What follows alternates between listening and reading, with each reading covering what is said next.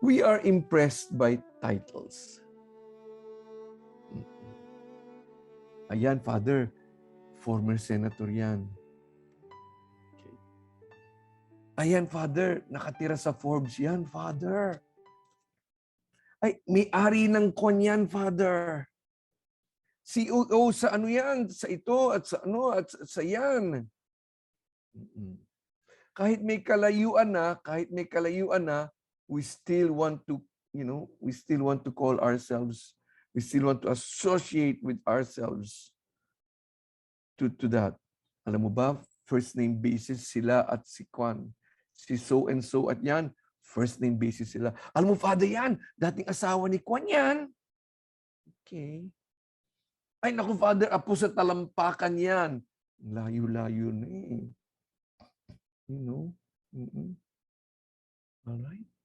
You see, our obsession with titles immediately changes our mind about the person. And we want to be associated with these titled people. So we drop names. I don't know. I feel that so dropping names is, to say the least, is such bad manners. My mother's called to fame, and she always claims it and talks about it. Classmate niya si Cory Aquino at classmate niya si Ming Ramos. Sabi ko, Mami, ang layo naman ng ano yun. Parang, they're not, you are all not of the same ages. How did you become classmates? We're classmates. Classmate kami sa beauty parlor. Okay. Pati yun, claim to fame. I think it happened once na magkatabi sila ni Cory Aquino and that's it. Classmate na sila for life. In the gospel, Jesus asked the disciples, who do you people say I am? What are the titles they give me? And immediately their answer was, oh, you are John the Baptist, associating with somebody great. You are Elijah, the greatest prophet. Ganon. Parang Jesus' call to fame is that he is associated with those big names. Parang wala siyang sariling pangalan. And so when he asked them, what about you? Who do you say I am? They could not answer. They had been with Jesus for 3 years, and this was the 33rd year of Jesus, and he was on his way to die. He was on his final journey to Jerusalem. They could not answer him. They were silent. It was Peter. Peter kasi is by character impulsive, and he said, you are the Messiah. Great title. And so Jesus told them, I am immediately. Jesus told them the kind of Messiah that he was. I'm the kind of Messiah who will be betrayed, who will be tortured, who will be killed. Oh, wow. Lahat sila was shocked. All these 3 years association with Jesus, they were dreaming of thrones, and they were dreaming of kingdoms, and they were dreaming of titles for themselves. This is not the reason why we followed you.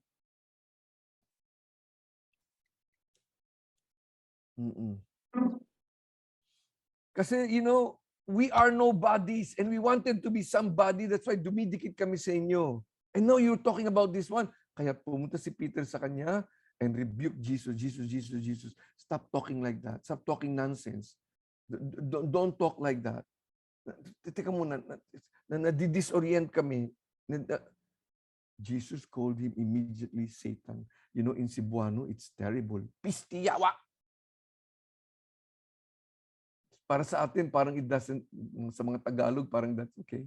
Pero for the Visayans, that is, wow! It's terrible to be called Satan. And that is what Jesus told Peter. Satan! Demonyo ka! You are not thinking the way God does. You're thinking the way human beings do. And categorically, he said, if you want to be my disciples, you have to take up your cross. You have to lose your life. There is no other interpretation of that Jesus debunks all worldly idea of what success is. A business is successful because we made profit. It's nothing to do with whether we help people or not. No. It's the profit. A government is successful because it's popular. It doesn't matter if it's a lie.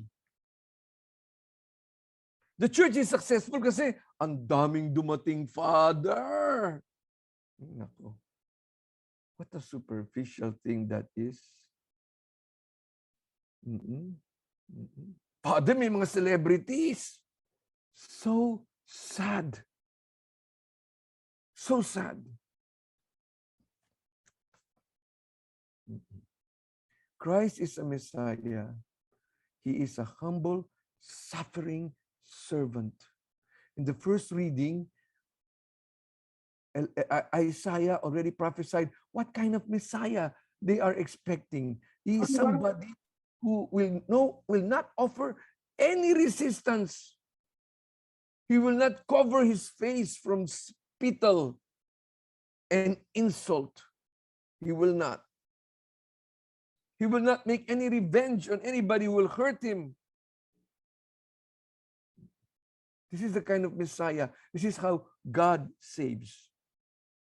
I'd like you to listen to this.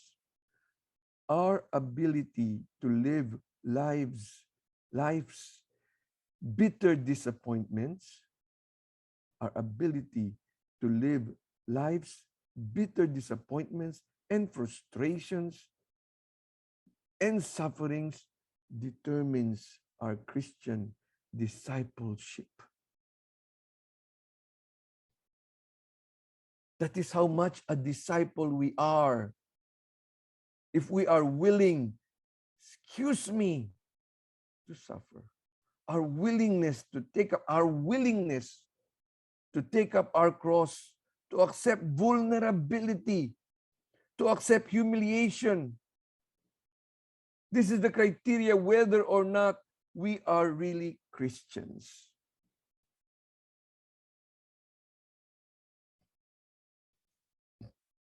When I was second year high school in the seminary, I was 13 years old. And there was a first year student. His name is Claro Salvador. I'll never forget his name, never. He was 12 years old. And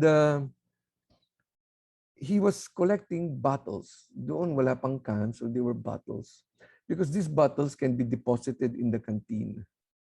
So every recess time, he will go, kasi our seminary is like this, and there's a day school. And this is in Pampanga, and the best of the families were studying in that school. So there was kind of a competition between us, we were high school seminarians, and this day school, high school students. We were always competing academically and everything. We thought of ourselves as higher to them because we have a vocation. Parang ganun. Of course, they resented that. And so for him to go to the day boy side and collect bottles, oh, wow. What does it mean to collect bottles? He will go to the garbage can, all right, during recess, and he will kakalkalin niya yung bote ron. No, the day boys were not collecting bottles. Just, they didn't need it. He was there. What does it mean collecting? He will wait for students to finish drinking their soft drinks, and then he will approach them and ask them, "Can I have your bottle?" Oh my goodness gracious. And then he will carry this bottle. How much can you just carry? It was quite, not really very far, but there was quite a distance between that school and our place. And he will carry those bottles, and he will go back again and carry those bottles again. And by the time he finishes, by the time he does it during recess in the morning, lunch break in the afternoon, recess again in the afternoon, because those are the times people are in the canteen, people are drinking. He will do that. And when he comes to the classroom, he is perspired and all, and he will listen. He misses his merienda. He misses his free time after lunch, collecting bottles. And of course, we were teasing him. because we felt it was degrading for somebody from the seminary collecting bottles.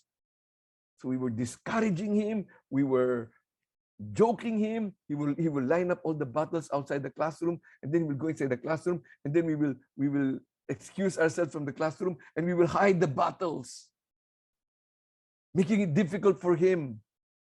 He will come out and he will see the bottles are not there, and he will look for them. He was never, ever angry.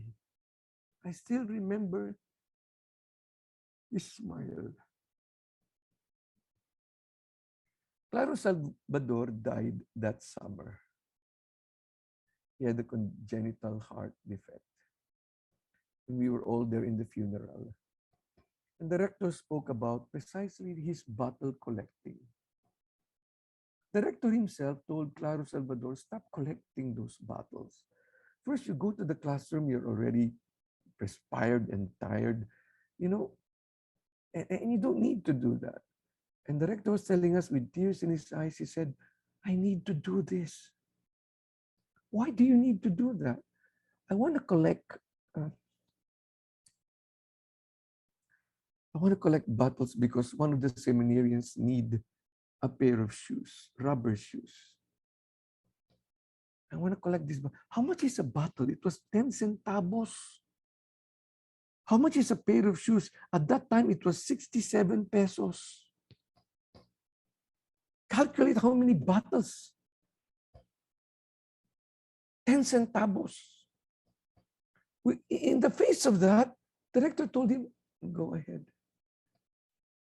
And so we felt, oh, wow. And all of us who were accomplices to persecuting him and making it difficult for him, we felt bad. I felt doubly bad. And at the same time, I was shocked and in awe when I came to realize the rubber shoes that I received mysteriously was from him.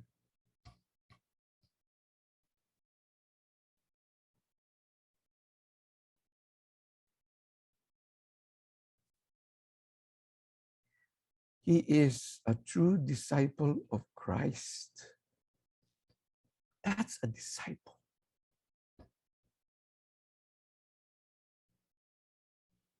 I'm not worried about the Catholic Church if it will experience diminishment in everything.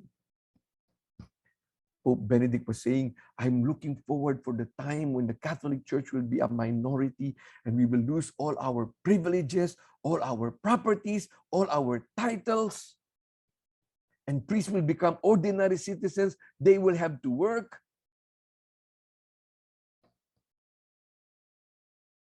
Pope Benedict was saying, I'm looking forward to that time. And St. Francis of Assisi says it beautifully. Our privilege as Christians is to have no privileges.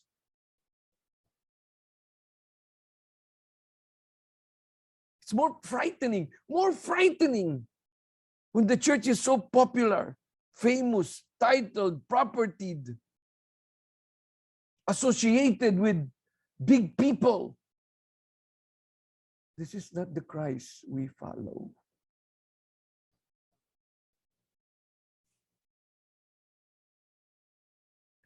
Today is the feast of the holy name of the Blessed Mother. What do we associate with the name of Mary? Pomp and circumstance? We want to be associated with Mary. Humility, poverty, simplicity, hiddenness. Claro Salvador.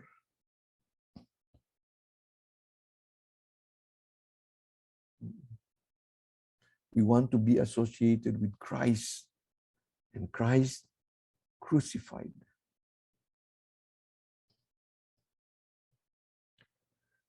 In the name of the Father, and Son, and Holy Spirit. Let us allow God to speak to us.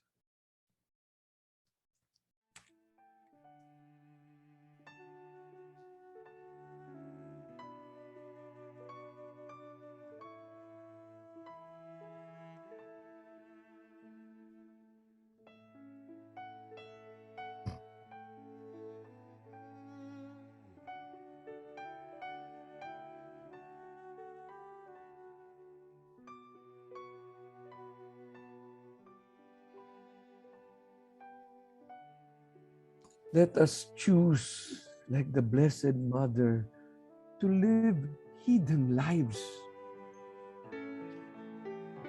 Hidden lives. There's no competition there.